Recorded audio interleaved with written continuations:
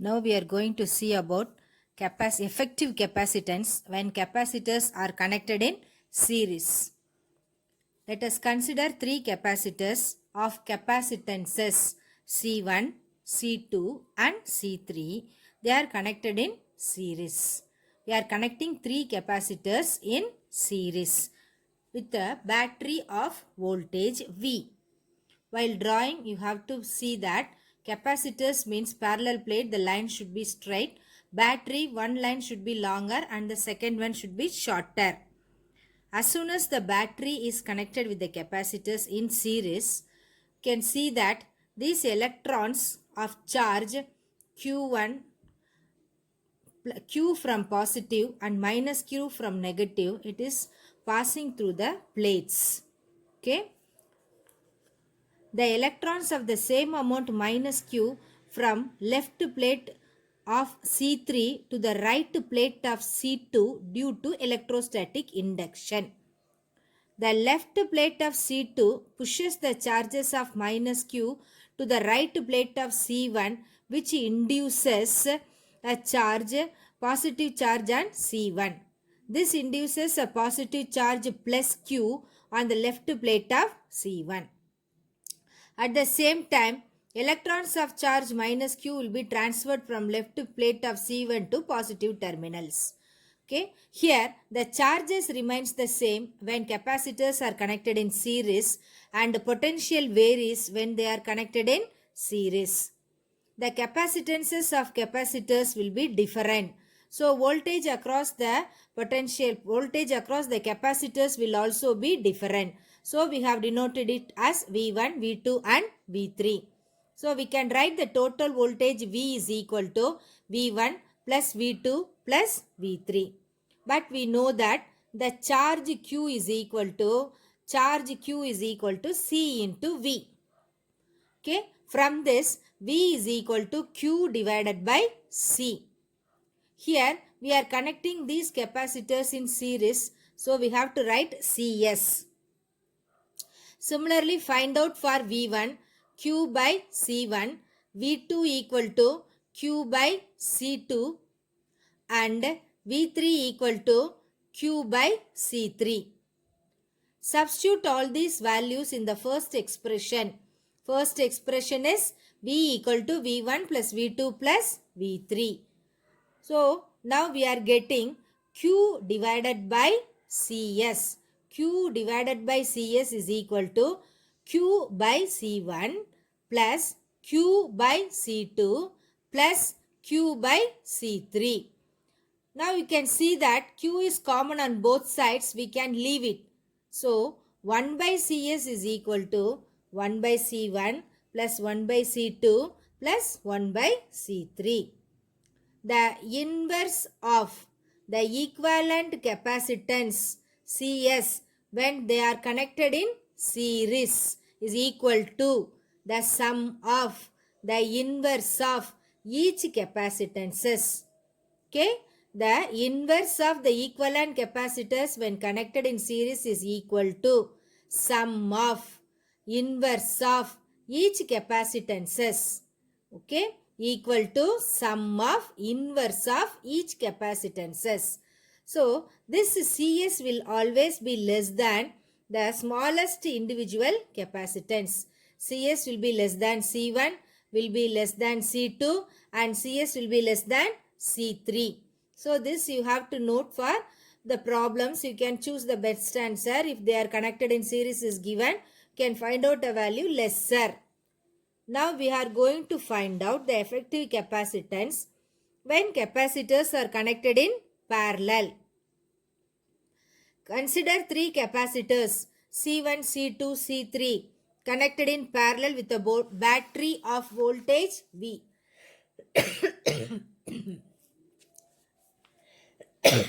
Three capacitors C1, C2 and C3, they are connected with a battery of voltage V. For this parallel connection, you can see that the positive of all the capacitors are connected and negative of all the capacitors are connected with the positive of the battery and negative of the battery.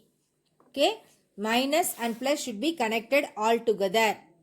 So these capacitors store three charges, Q1, Q2 and Q3. Capacitors C1, C2 and C3, the current branches. So charges will be Q1, Q2 and Q3. So the total charge Q will be equal to,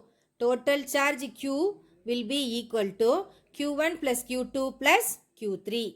Here the voltage remains the same. When it is parallel connection, voltage remains the same, or we can say that potential remains the same, but charges vary. Charges Q1, Q2, Q3. So charges vary.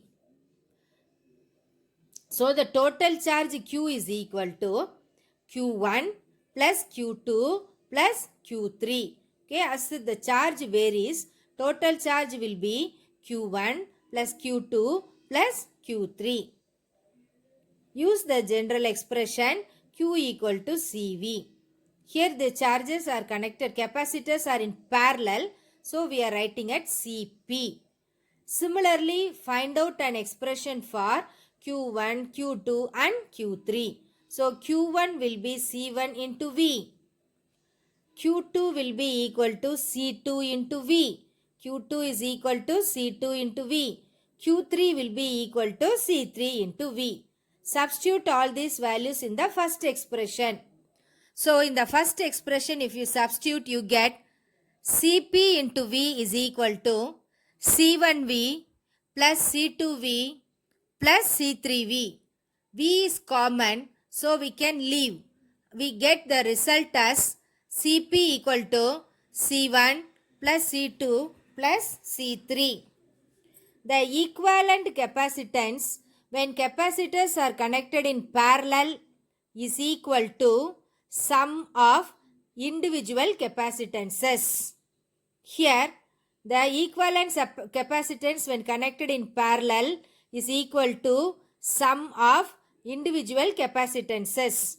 In parallel connection, the effective capacitance will be greater than the individual capacitances.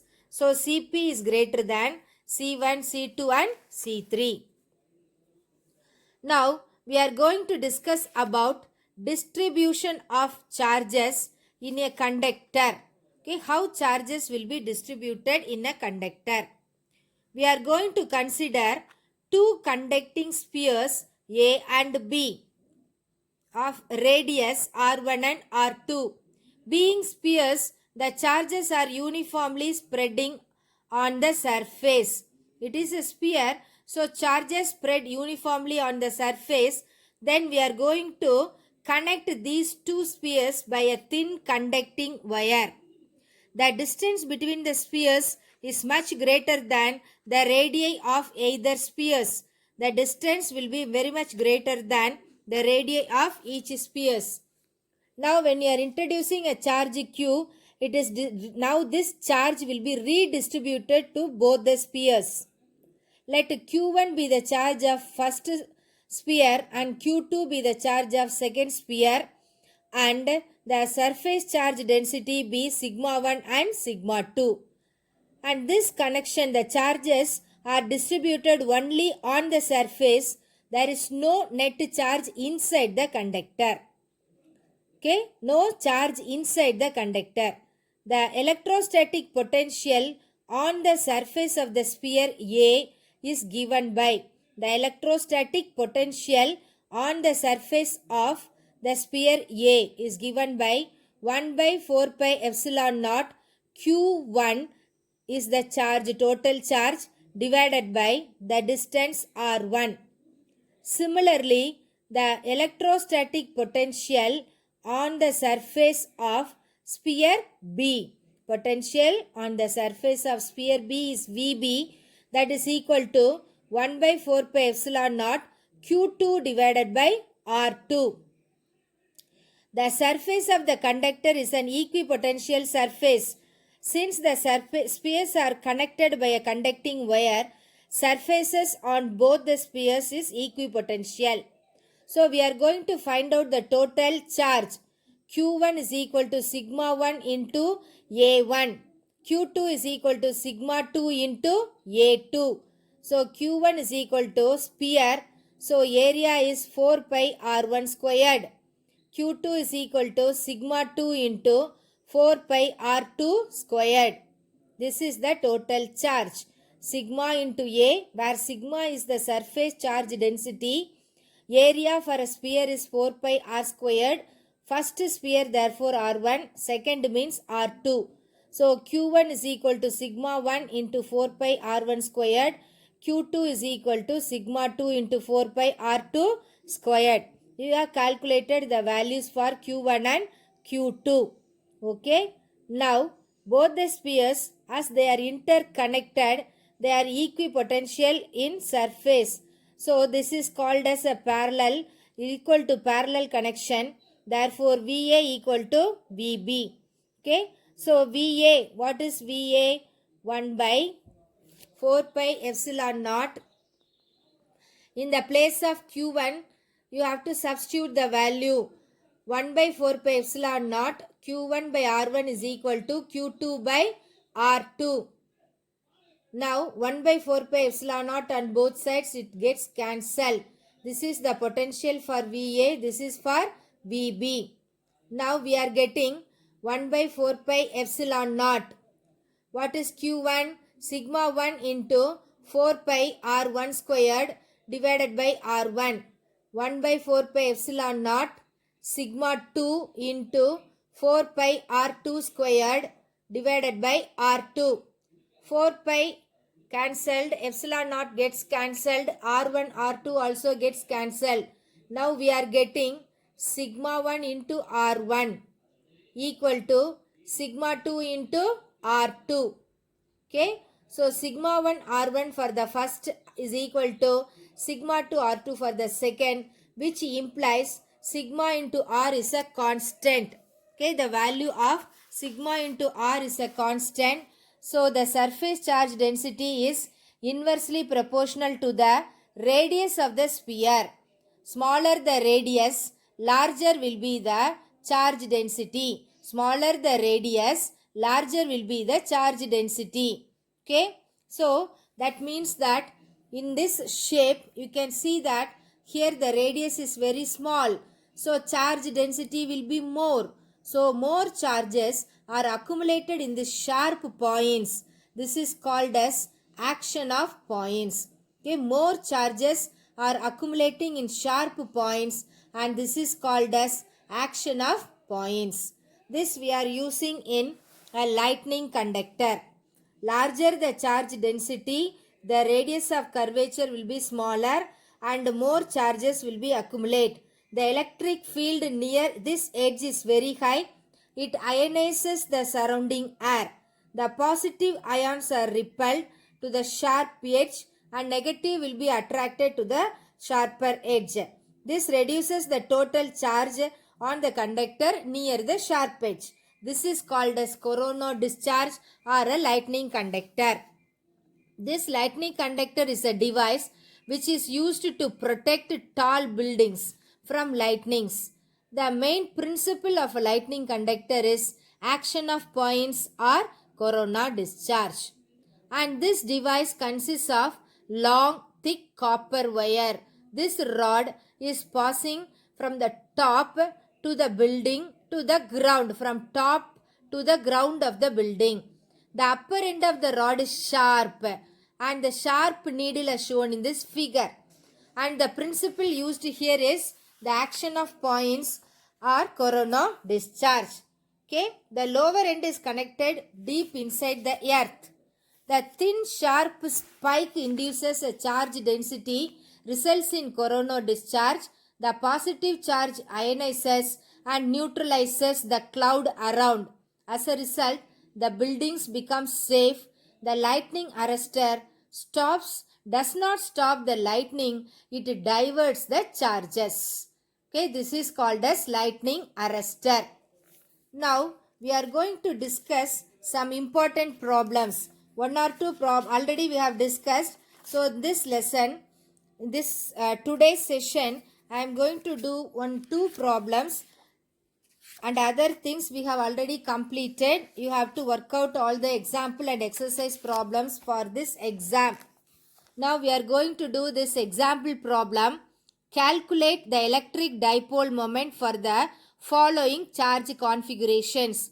4 charge configurations are given.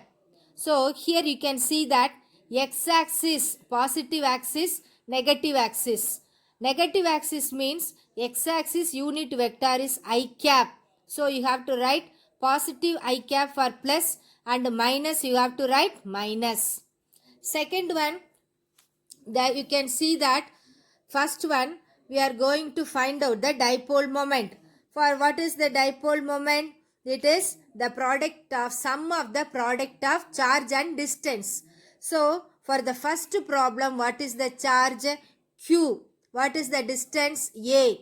Positive axis, so A I cap, plus charge is Q and distance is A. Negative axis, so minus I cap. A Q plus I cap minus A Q minus I cap. So this gets cancelled and we are getting 0. First case, the dipole moment becomes 0. Okay. Second case, you can see that for the second case, we are having one charge at a distance A and another charge in the origin. So A I cap into Q. This is for the first charge. Second charge is at the origin. So distance is 0. So QA I cap. And third one, can see that we are having only in the y-axis. Y-axis positive means the unit vector will be j cap. Negative means unit vector will be minus j cap.